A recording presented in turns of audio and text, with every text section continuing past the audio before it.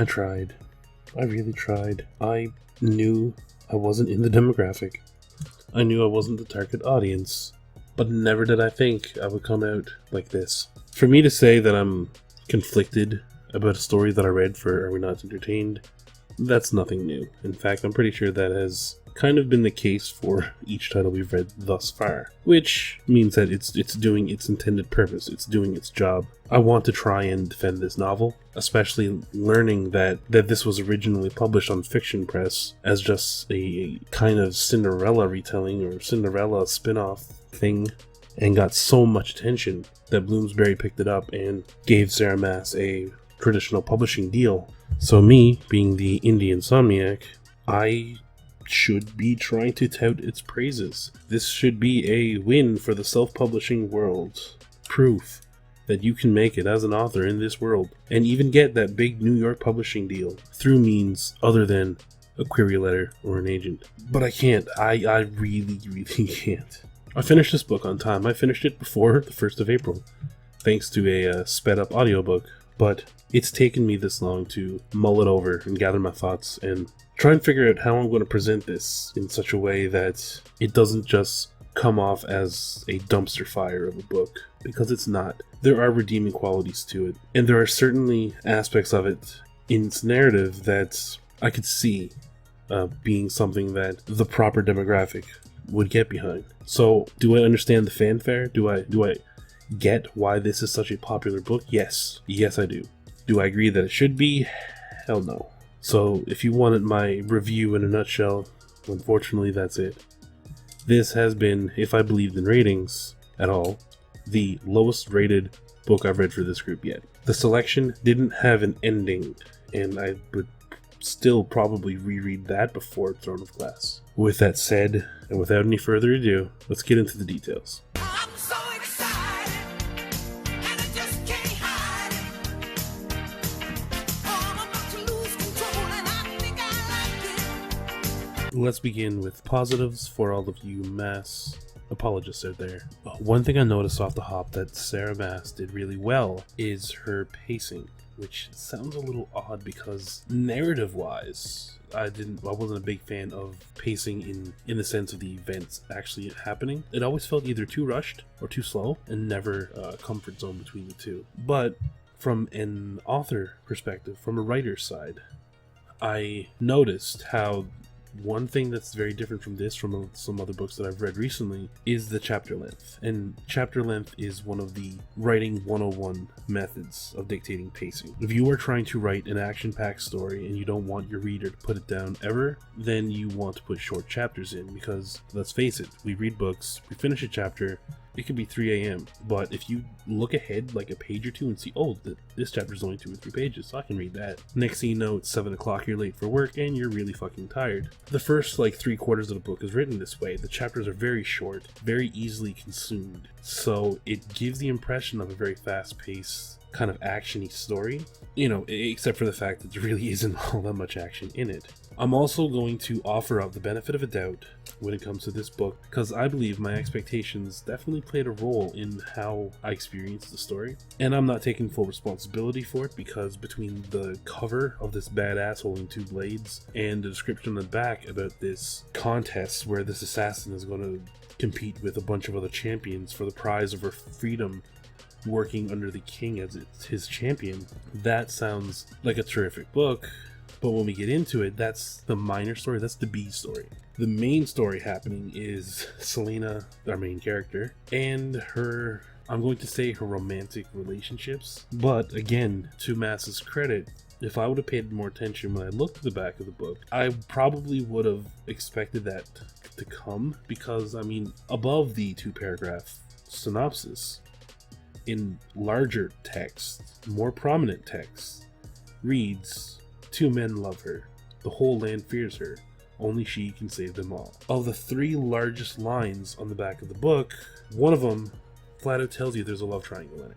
Well, sorry, a love V. Realistically, if I would have went in with the proper expectation, maybe I wouldn't have been so harsh, or maybe this would be a much softer. But unfortunately, that's not what happened. While I am going to give her one more props before I go into the negatives. And it's funny because in some other videos, this has been deemed a negative thing. Some people say because they basically spend all their time in the castle, there's not a lot of decent world building.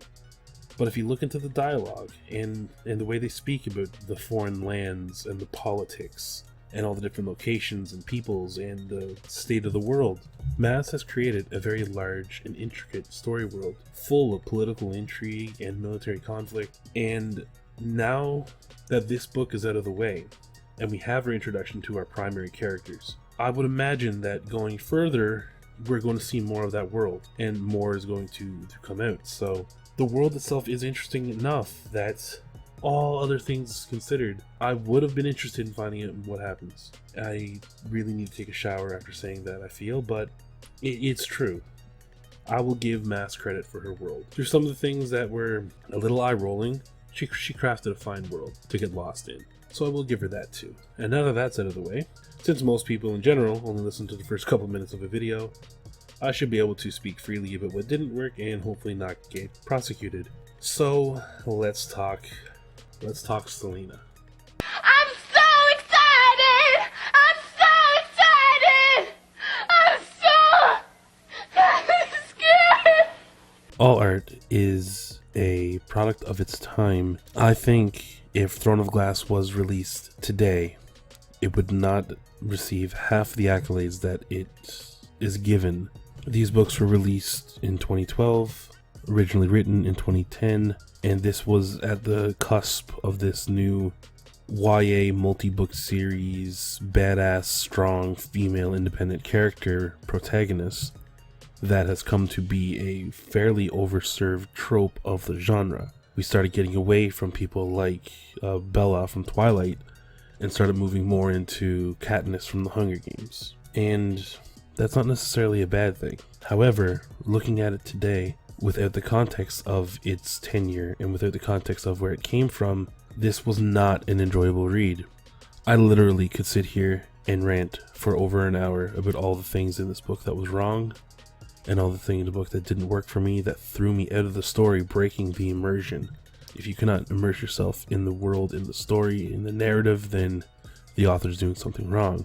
I, as long-winded and robust as I am with my particular views, I'm not going to do that to you. Because I can sum up this entire novel and its problems with a single word. That word, inconsistency. Throne of Glass can't decide if Selena is a Disney princess or a badass heroine.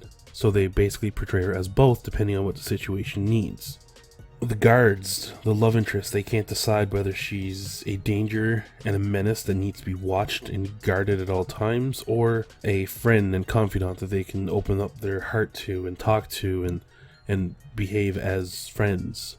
I'm sorry, but if she actually had the reputation that she did, there's no way the Crown Prince would have so many opportunities to be alone with her, regardless of what his intentions were. I'm not going to be able to go into all the things that didn't work for me in this novel, but I am going to try and go into as much detail as I can about Selena and the issues I have with her, because this is where pretty much everything stems from.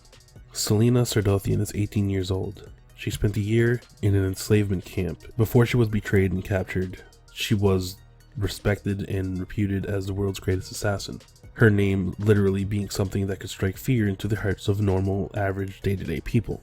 Before that, she was trained personally by the King of Assassins, who found her orphaned at the age of 8. So, from finding the King of Assassins at the age of 8 to where we are now at age 18, she's had time to train hard enough to become the world's greatest assassin. She has been working in the field long enough to amass this reputation of being the greatest ever and the most dangerous person in the world, to getting betrayed and arrested and captured, serving as a slave for a year, and then brings us up to where we are now. Of this story, I have a few concerns. Number one is the time frame. 10 years to accomplish all this. I understand it's fantasy. We're supposed to suspend disbelief. I understand this is intended to be a YA, so you need to have the character be relatively young. In fact, 18 is kind of pushing it for a YA title. Even with all that context, this is still a very difficult pill to swallow, and that she could accomplish all that in such a little time. especially to the degree in which they boast. Like, if she was just a really, really competent assassin that had this reputation as the world's greatest because she pulled off one job deemed to be impossible or something like that, and hell, that may be how she does get this name. Maybe it comes out in other books, but I can only judge it based on this one book.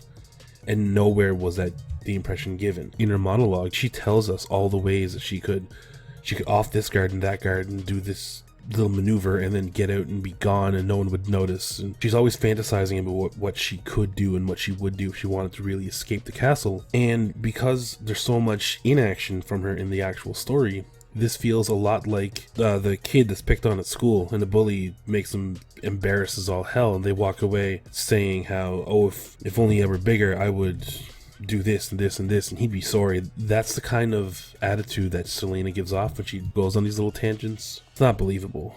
And then the way she talks about her time at the enslavement camp, you would swear she was incarcerated for a decade. And I don't mean to make light of it. Obviously, this is a bad place to be, and Maas tries to make Endovier like literally come off as if it's hell. So a year is not a short period of time, but she's talking as if she's someone that's been incarcerated for most of her life. When she comes out, she's comments on how she's not familiar, she's not used to the soft feeling of like blankets and pillows, and how she's withered away to nothing. She's basically, you can see her ribs and very malnourished and such. She talks as if she's Edmond Dantes, just recently released from the Chateau d'If. Like, it's, and honestly, I might even be able to get past that, but then she goes to then when she's in the palace, they have, I think it's within the first day or two, they bring her oatmeal for breakfast, and she tastes it and it's very bland, and she makes no hesitation with telling us how bland this oatmeal is. But no, rest assured, it's okay.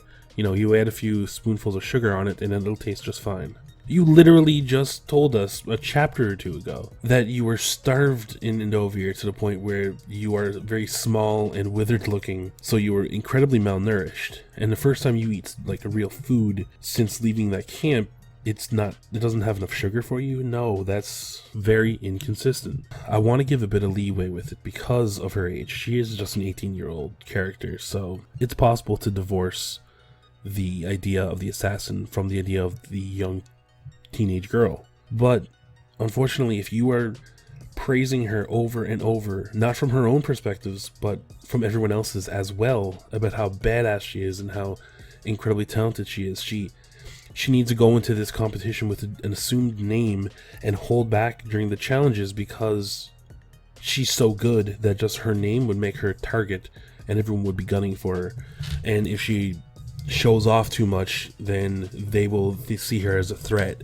So she has to intentionally not finish first or last in any of these tests, which completely goes against the idea that she's this fragile little girl who's completely obsessed with fashion and the way things look. And oh my god, if I had to see another description about Kale's or Dorian's clothing, then I may have set fire to the book. I'm not gonna lie. I've never seen a badass world's greatest assassin type character be so obsessed with the way people look. This novel is a love story first and an action-y-ish fantasy second. This book does make no apologies for focusing on the relationship and the romantic interests of Selena and her two suitors. So if you frame it with that perspective and you go in expecting a romance with, you know, a few action scenes here and there, then okay, that's serviceable, and I can understand your interest in the novel. But the way the cover looks, the way the synopsis on the back is written, it gives no indication that that's the case. But I've already addressed that point. Near the back end of the book, the last third or so, and what leads up to the climax of this story, they introduce a new element, a very supernatural type element, which really narrative-wise comes out of nowhere. It's vaguely hinted at early on, but no, it's one of those Deus Ex Machina kind of endings. It starts really near the end of the story and comes out of nowhere. I'm sure it plays a bigger role in the stories to come, but this is not a review on the Throne of Glass series, it's the Throne of Glass novel. And those kind of endings and those kind of new additions at the end of the story would be okay if the story up to that point was entertaining and was enjoyable, but unfortunately for my case, it wasn't. So like I said, everything, it just boils down to being completely inconsistent. The characters, their behaviors, their motivations, fuck, even some of their dialogue is very, very inconsistent throughout the entire story. You want answers? I think I'm entitled. You want answers? I want the truth! You can't handle the truth! Now, I'm willing to bet that you listened to the negative side and assumed I thought this book was a steaming dumpster fire. Well, no. Well, yes and no. It was incredibly frustrating to read at times. However, as a first novel, this book isn't all that bad. I have seen and read much, much worse. As a setup to a series, also, this book does not fail. The last quarter of this book was considerably exciting and engaging, such that if it wasn't for the first 3 quarters, I probably would be interested in picking up Crown of Midnight, which I know I made fun of Penny for saying this earlier, but it's true. When you get to the end of it, there is a slight tinge of, okay, let's see what happens next. Unfortunately, the story leading up to that point was not up to snuff to keep that interest alive. People complain about love triangles and insta-love in YA, and this book has both. If nothing else, then that alone should be a reason to stay away from it, especially if you're one of those many people that complain about YA having too many love triangles and insta-love. But to say whether this is a really good or a really bad book, I'm not going to be able to. I will say it's not something I enjoy reading, but at the same time I can see and I can appreciate the merit that other people find in it. As diplomatic as that sounds, that is my sincere feelings about the book. Maas has developed quite an intriguing world in which I would probably enjoy seeing more stories. I just don't have the confidence in her writing and in the story she presented to continue wanting to be in that world with her as my guide. I am told it gets better as it goes on, but then I'm also seen and heard many people stop reading after the 3rd book because it just got frustrating. So I won't be continuing the series. And although it did create a decent world, and the ending actually is an ending, unlike the selection, the ending of the book did in part make me want to continue, but not enough to actually follow through. This has been without a doubt the most frustrating book to read for the group, and I stand incredibly worried about how bad the book is going to have to be to replace this as bottom of the barrel for Are We Not Entertained? But